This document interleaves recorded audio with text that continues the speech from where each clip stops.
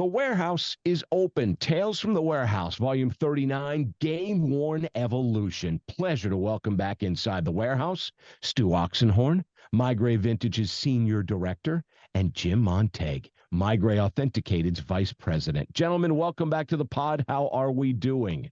Doing well, Scott. Jim, you good? Yeah, good. Excellent. Excellent. Stu, broad brush, and these are always fun, philosophical, deep conversations, so I'm glad you two gentlemen are aboard for this. How would you describe the state of the collecting world in the 90s compared to what it's like in 2024?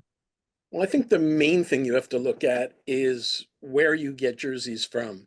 I guess back in the 90s, you didn't have those everything was underground in a sense. I don't want to call it the Wild Wild West, but it was the Wild Wild West. I mean, today, the teams are doing it directly themselves. You have dealers like MeiGray putting contracts together with teams and selling that way. And like I said, back in the day, it was in a sense the Wild Wild West, where the dealers of that day would work with equipment managers, get stuff backdoored. You would need your little, collectors themselves would get contacts with teams to get jerseys. So it was really the way you could get the jerseys. Jim, you ran a place called the Neutral Zone way back when, and I was a proud financial sponsor or a customer or a client. What was it like for you back then? Well, for me, touching on a little bit of what Stu talked about, for me, the way I just got stuff was calling. So I would just call teams and there'd be plenty of times you would call a team and you just get bounced around. Sometimes it'd be marketing who dealt with it. Sometimes it would be hockey ops. Usually it always end up being somebody marketing. Sometimes they'd help you, sometimes they wouldn't. And, once you sort of had a connection at a team, you could call that person back. And I remember I had somebody at the Florida Panthers and, so I got a bunch of Florida Panthers through that person. And, and then there was just the good old, Stu and I were talking briefly about the late 90s where there was all those auctions that you did via fax machine, and so that's how I got stuff anyway. No, I remember, obviously, the fax auctions were wonderful. I remember back in the day, boys, and perhaps you were part of these. In fact, maybe you definitely were. There were fantasy leagues that were run with waiver claims via fax, where you literally would have to, like it was an NHL trade call on deadline day, and you'd have to get your waiver claims in on somebody's fax machine by X o'clock. And if it wasn't, then they would, or if it was X o'clock and 4 minutes, they would just go, well, here's the first one I got. This person's going to get these people. And, if the commissioners saw it by 3:59 and it was a 4 o'clock deadline, I mean, it was a whole bleep show back then. And just to think that at the time, fax was the best available communication technology. The quickest outside of the phone. The quickest, and just what a mess. So, Stu, you mentioned a phrase, backdoored, and obviously it raises a lot of people's eyebrows, and people are like, oh, backdoors. That meant it was bad. No, not necessarily. Well, that guaranteed it was good. No, not necessarily. The only thing it guaranteed was that it was out the back door, and I think if there's a way to define that term, the best and safest way is not everyone knew about it. That's it. And then stop the sentence because it went out the back door. Well, was it good? I don't know. Was it bad? I don't know. It could have been great, but not everybody knew about it. Can you tell me about sort of the major challenges in acquiring authentic game worn back then? I guess it's the same thing. It's just having those connections to get the jerseys. I mean, you needed, whether it was knowing someone at your favorite team to get something, or if there was a dealer that had your team, or just getting, mailers from different dealers or ads in the hockey news. It was just finding the right fit for you and what was around. I mean, Jim and I were talking a little earlier, and I don't think either one of us were ones that, were really good at staying on top of things. It was stuff that flowed to us in a sense. We weren't, scanning everything to, just get everything. So, we'd miss out on a lot of things. but yeah, it was just having those connections. And, there were dealers that did get a lot of jerseys like Murph Denny and Milt Byron, but, and you could get through them. Uh, Joe Toman, I mean, there were a lot. And you just had to stay on top of it a little bit more. Jim, as far as the authenticity, there's a statement, there's a saying in the news business: I'd rather be right than first. Were there times where you were like, hey, listen, connection, who shall be nameless and faceless and may not even work for the organization in a couple of weeks or months, I'm going to take a pass because I got my doubts, or the wear seems a little inconsistent. Thanks, but no thanks. Did you encounter hurdles like that? I did a big deal with a team back in the late 90s. I'll leave the team unmentioned. That back then I paid almost, I remember it was around 16,000 for it. And I had to send a bunch of stuff back and create a credit with them, because there was a bunch of stuff was just potentially either never worn or just, GIs, whatever you want to call it. They'd still have tags they still have a sticker on the wash tag, So I ran into that with that one particular huge deal. Mm-hmm. So, were there other challenges along the way? Like, look, you got it, and then you get it, and you're like, I know you're telling me that this is, but my spidey sense is a little off with these. yeah, well, that was what it was with this particular team. I'd sent a bunch, and including one of the biggest names in the batch, which were when I was looking at them going, okay, well, this is where I'm going to make some money on this deal. Mm-hmm. And it was definitely not worn, which I had to send back. No, totally understandable. Stu, you encountered things like that, or again, coming at it from a sort of a different angle as a consumer back then? Yeah, without a doubt. I think,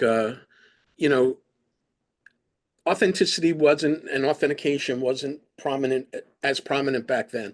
And a lot of times with some of the teams back then, whatever they got from the equipment manager, that was game worn.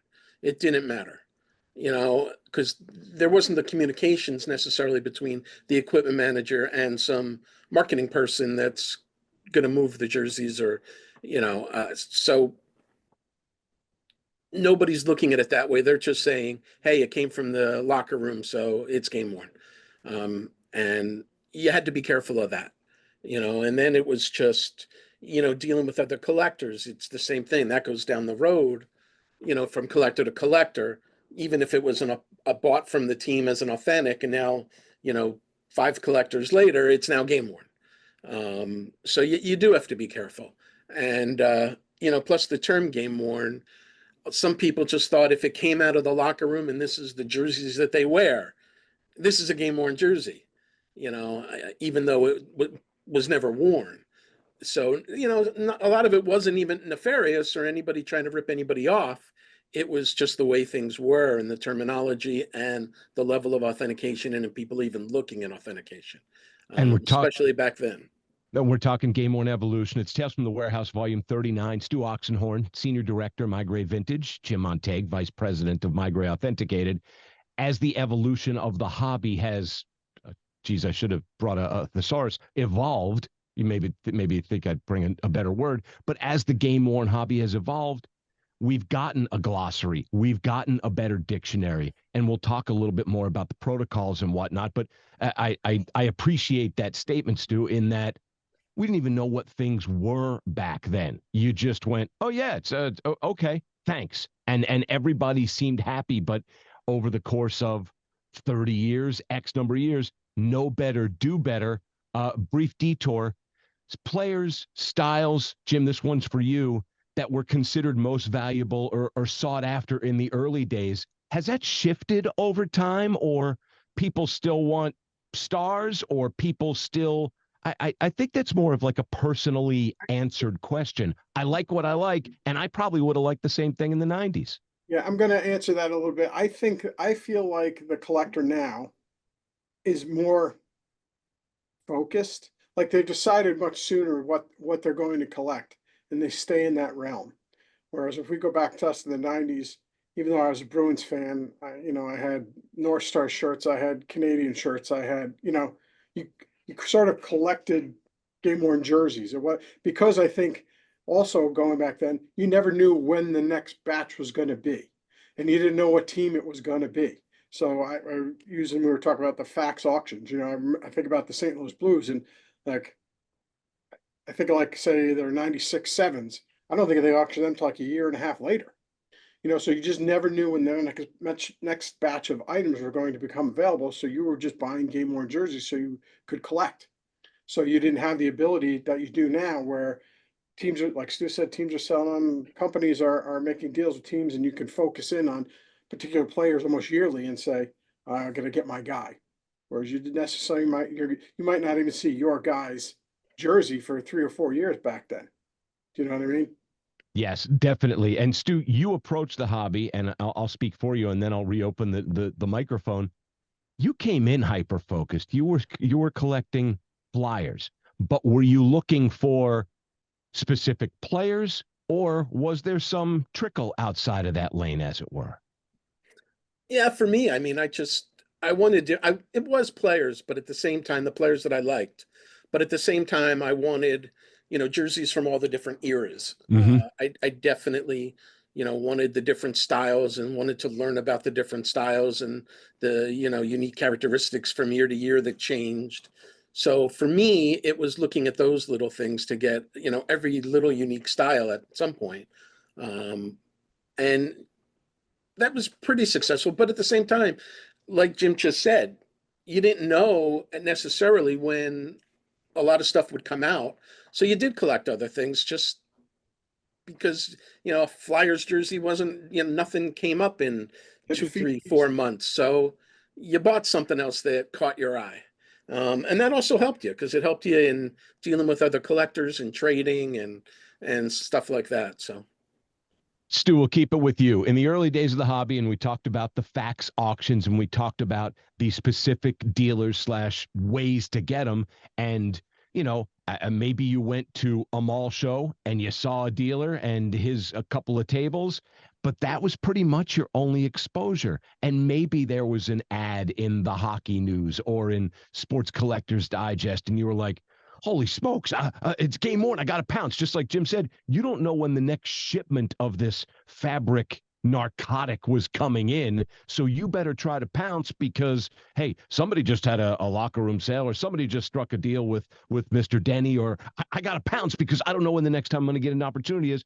So now we have all these auctions and we have Facebook and we have other platforms. I was online this weekend and somebody was mentioning, and it may have been through the NFL sort of collectors. I just grabbed this through this, and they mentioned a couple of places I had never heard of before. So talk to me a little bit, Stu, about the ease of accessibility in game worn product, and then also kind of throw in, is it overwhelming now? Like, we're all glad we got these options, but there's almost too many places to look, and then follow that with, and there's too many places to look and double check. I want to make sure this stuff's good. That's where MeiGray comes in and comes in key. yeah, and I think to Jim's point before, people are more focused now.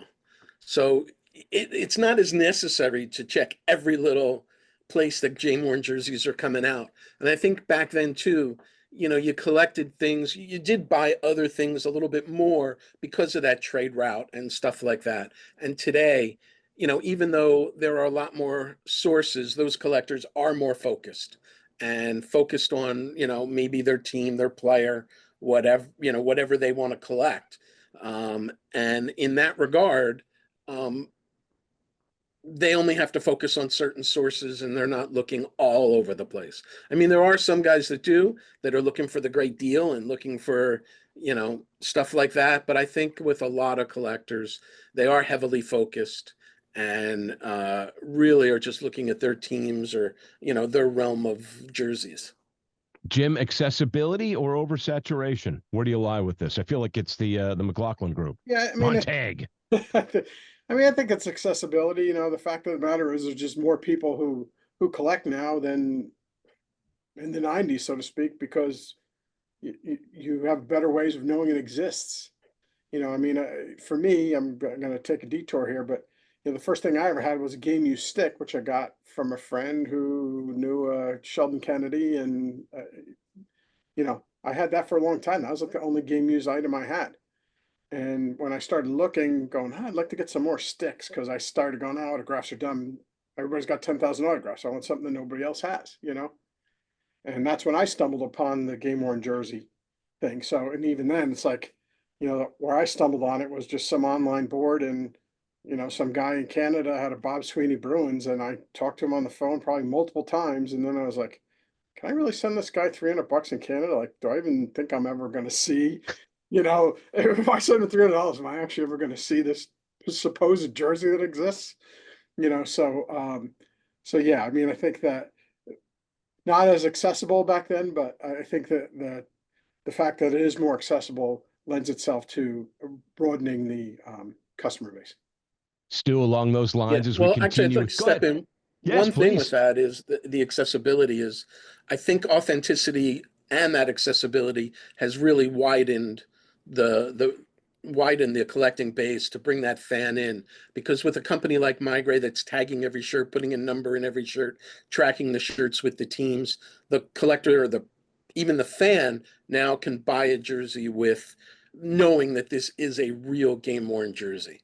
And that's the other difference. That's the other big difference between the 90s and today, is that back then you really did have to have some knowledge of collecting, where today you can trust where it's coming from. I do think collectors, though, are far more astute today, and took that accessibility and created a whole new genre where, you know, if it's a game they wanted to be at, they can collect that. They know it's from that game. If it's a fight that they witnessed and they want the jersey from the fight, the same thing. The, you know, 50th goal of a player, with today's tracking and knowing and authenticity, we can know that. And Jim, along those lines, actually, Stu, thank you. You took the words right out of my mouth. You want the collectors to be happy, that is HAPPY. You want the collectors to be happy. You want the collectors to have a good experience from a customer service angle. But most importantly, no matter which business you run, be it MeiGray, it doesn't matter. You want the customers to trust you. You want them to come back. And with authenticity and authentication tools that have been developed and honed and improved, and new things are happening all the time on the inside to help gain, hold, and keep the customer trust. MeiGray has been there and will be there. Talk to me a little bit about that. I mean, you know, over the last 35 years, that has grown leaps and bounds. Talking about the trust and the authenticity. Yeah, I mean, I think it's for that. I don't think it's really any different than, you know, if you had a contractor in your home, you know, with each good experience, you'll give that person another chance, and you want to keep having good experiences. I mean, it's kind of what you just said. And if you start building up, not just this sort of, this is definitely one, I think, because you have so many uh, repeat customers, it's almost like there does become a lot of personal connection is not the right word, but I didn't want to use the word friendship, but there's definitely more of a personal attachment where you get used to dealing with one person at an organization. It's almost like they are your person. They are your contact. They are the one you end up trusting to do what you need done for yourself. So whether you are trying to consign a shirt or authenticate a shirt or simply just buy an item that the organization has, you know, there's just times where people choose to go through somebody they've dealt with multiple times over, and because they feel that they can trust that whatever it is they're trying to get done is going to get done in a timely and professional manner for them. Jim, you mentioned a 16K deal with the nameless team way back when that had things that you didn't necessarily love, but there were also smooth deals that you were involved in as a business owner and then able to provide for your client base. What was authentication like back then? Was it still just, as Stu and you put it earlier, if it came out of the locker room, it was game worn. It was like word. You know, I would still hope, and I started buying in this hobby in about 30 years ago, like 94, 95, you know, give plus or minus a year. And I just took somebody's word, and I probably was very happy to get a letter of authenticity. I didn't ask many questions. There was one sizable transaction on which I was burned, and that then put me into overdrive, because all it takes is one time for you to be out some money and you go, but you said this was game worn, and you gave me a player letter and a team letter, and you showed me. And back then, obviously, we also weren't dealing with high definition video and a lot of technological. But before we get to the nowadays, what was the authentication process like back then? Well, as dumb as this may sound, I mean, I could just remember getting, shirts from, say, like the Red Wings or the Florida Panthers, and it felt like you open the box, and it felt like one shirt was more hammered than the next. And I don't really feel like you had a bunch of stuff that, again, you'll see them in the hobby now. You'll see shirts from the '90s, and they're very light wear, but maybe I just got lucky, but I felt like a lot of the stuff I saw in boxes when I opened, they would have tons of repairs, heavy marks all over them, and it was almost like, oh yeah, that's definitely worn. The thing you never knew, you think about it now and you go back, you go, well, was that really a set one or set two? I don't know. You know what I mean? You sort of Sure. that's where you were taking the word for it, but when you looked at the shirt, you're like, "Hey, nobody's gonna say this thing isn't worn," so I think that was a little bit of it, to be honest. And yeah. Stu, was the word provenance even part of anybody's vocabulary back in the 90s? I mean, I think it was, but but that back then it was, well, it came from the locker room, or the line I love that was in a lot of auctions, the impeccable source. Um, so yeah, I mean, it was part of it, but there was never still that proof. There was never, it was it came from an impeccable source, or it came from the locker room, or it came from an executive of the team, or the janitor of the team. It was more that, and then it was just trusting who you're dealing with. So yeah. And I remember all of those. Like, where'd you get it from? Oh, my friend, or it's like the Ferris Bueller with so and so's cousins, aunts, whatever. She saw him at 31 Flavors. You're like, I just, and then you finally get the sweater, and you're like, well, it looks legit. And then you think to yourself, who would go to this amazingly great length to put all this stitch work and this on on a fourth liner? And you crossed your fingers and you went, provenance. But back then it obviously meant something different. But nowadays we have companies like MeiGray and MeiGray.com. And by the way, as we approach the season, if there's a player that has jumped to a new franchise and that franchise happens to be a MeiGray partnered team, like Washington's, like Columbus, like Nashville, like Philly, like New Jersey, take a look, go to MeiGray.com, send them a request list email, sales@MeiGray.com. But with MeiGray, Stu, having partnerships directly with these teams, that has done nothing but help customer confidence, buyer confidence, collector confidence. Yeah, without a doubt. And I think, plus, everything that goes behind the scenes here, just to make sure that those jerseys are worn when they said they're worn, it's a lot of work, and we take pride in it. And it's given us the reputation that we have today.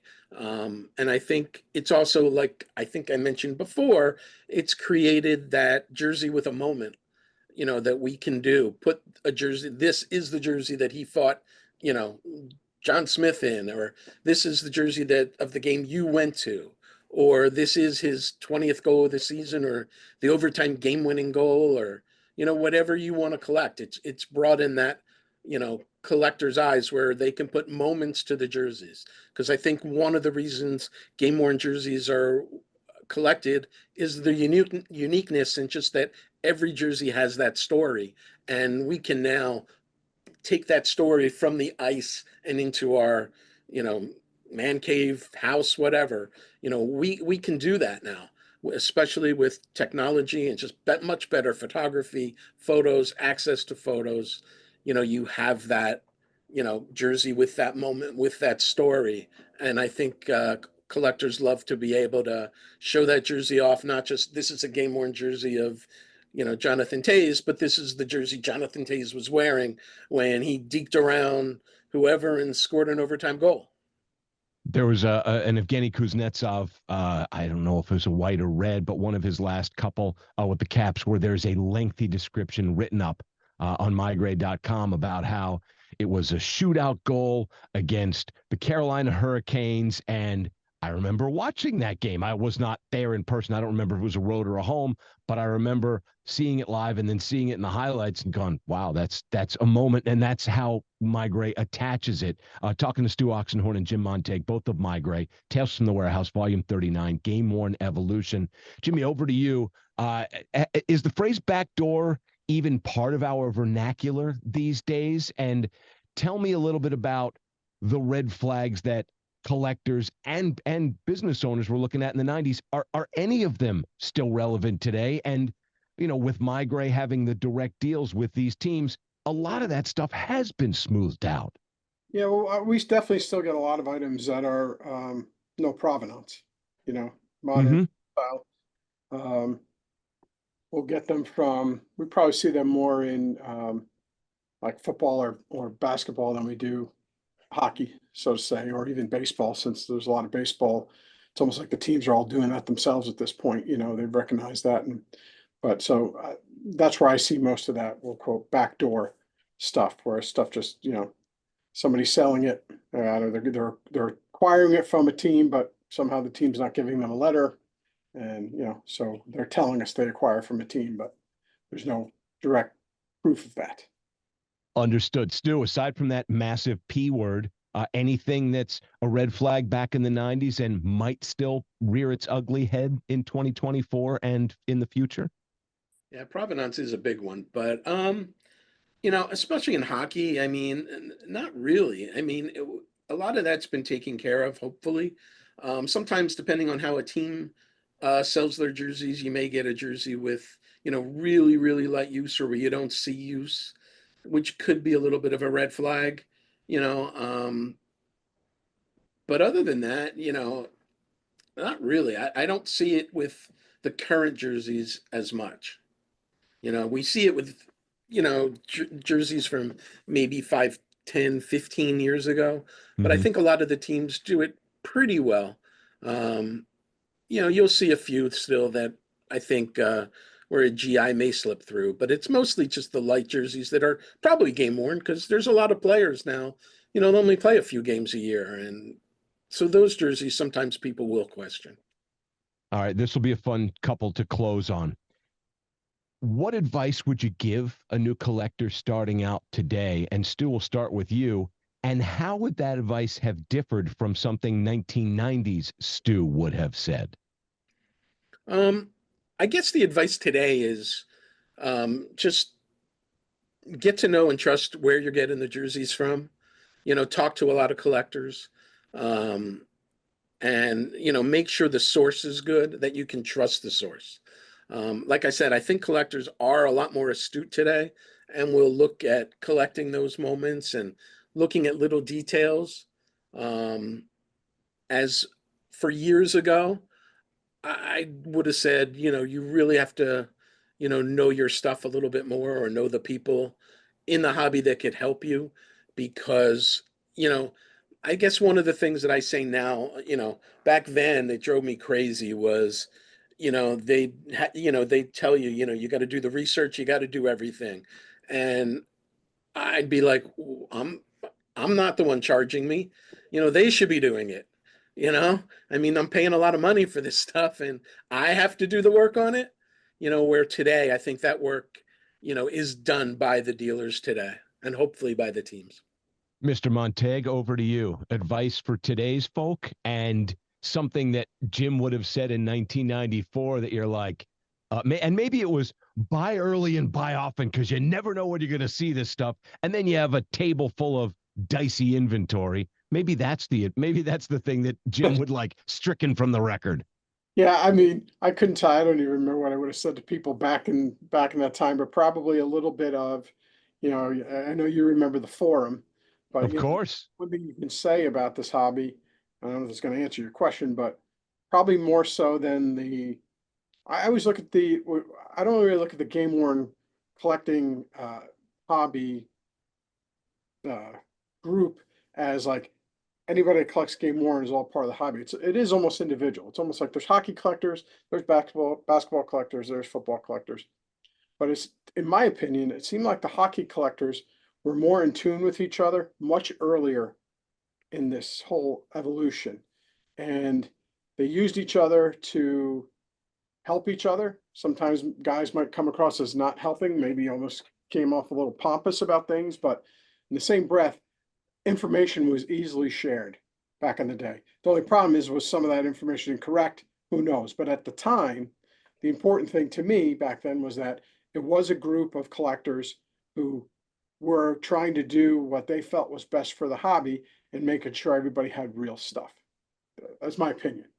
Now, getting to now, I think I'm kind of in a little bit of the same boat as Stu, because you don't have to, you know, almost what Stu says, like if I'm spending $600 on a jersey, why am I doing the work? Yeah, you want to make sure that, the company you're buying it from can tell you what you need to know about the shirt, or can potentially be willing to help tell you what you need to know about the shirt. And look, if it doesn't pass the test for you, what you need to know or want to know, or then you got to be willing to walk away from it too. It's like if there's plenty of stuff that I see go, that'd be pretty cool, but maybe there might be something a question I can't have answered. Maybe there is no answer, and that's just not good enough for me. So I'll walk away from it. I won't just go buy it on the whim. So I think that becomes part of someone's personal, how they would react to something, in terms of, are they going to be you always want to make sure that if you buy it, you're going to be happy with it. Like, you don't want to get it and still be sitting there looking at something with questions. Jim Montague, Stu Oxenhorn, last one. Jim, we'll keep it with you. What's one thing from the 90s era that you miss? And is there a modern advancement that has made the hobby better? And both of you gentlemen, with your positions at MeiGray with MeiGray Authentic Jim and MeiGray Vintage with Stu, you guys are on the inside. So there's a lot of tools at your disposal. There's probably one favorite that you're like, you know what? HD video has made my life so much easier. Cameras and Getty images. Oh my goodness. Instead of, hey, anybody got a black and white media guide that has a blurry picture of a guy with a, or let me go back to the 80s and look up poorly painted, traded pictures of John Ogrodnik where he's got a bubble helmet that doesn't match his, I could guess that all the stuff that you use to cross section and cross examine and find that there's, all right, I'm not going to answer for you. Jim, we'll start with you. What's one thing from the 90s that you miss? Do you miss making those phone calls and reestablishing those personal connections? Well, I will say with that, I did feel like I kind of had some connections to get stuff because I was willing to make the calls, and spend some time trying to figure it out. What I do miss, to be honest, I miss those fax auctions because the reason I missed them, I was laughing too. Stu and I chatted briefly about this, was that, like, I look at stuff today and, like, the guys will come in and be like, oh, so and so put their jerseys up. I just don't. I can't stay on top of it. Like, I'm not online all the time, so I can't, like, Right. stay on top of it. Oh, things just dropped at 11 p.m. I'm like sound asleep. You know what I mean by that point. So, those old fax auctions, I think it'd be great is you get it and you have time to decide what you want to, price stuff out. You'd send it off, and then maybe a month and a half later, who even knew when the call would come? You just get a phone call that says, hey, you won this, this, and this. Now, at that point, you even have the option to go, no, I don't want it. You could just be like, but I usually took everything I won. But, I thought it was just a much more smoother, milder way to operate and not be clanging on keys trying to make sure you're the first one hitting enter. Mm-hmm. Like when those first Bruins went on sale this year, I had to get one, for myself. But that's what I'm like, why is this not going in my cart? It's because there was another button that you had to hit too that I wasn't hitting. I ended up getting one, but it wasn't really the one I wanted. Right. So, And then as far as a modern advancement that's made the hobby better, I mean, maybe it's a research tool or all of the research tools. yeah, I think all the research tools. I mean, I think that's a fair point. I mean, even just, even if as a collector, there's so many things you can see on a Getty Images without having any sort of contract to download images, that the photos just so much clearer, and you'll know right away. You can find things very quickly, when you definitely have something that's good. Stu, what's one thing you miss, and what's one thing that has made the hobby better? I miss the mall shows. I miss the card shows. That's what I miss. I miss just, going out, hanging out with some couple, 2, 3 different collectors for a day. that I miss. The mall shows, that was something that I enjoyed, that really got me into the hobby, that, you could get a lot of knowledge from other collectors. And then, even that grew into going to nationals and going to regional shows and stuff like that. I do miss that. There's not enough of that today. And as for things today, I guess just the quality of images that enable you to put, again, I know I keep repeating myself, but that put those moments to jerseys, because I think that's something that is so cool about what we do now, is just being able to collect those individual moments of knowing that this is the jersey from that moment. Whether this is his first hat trick or whatever.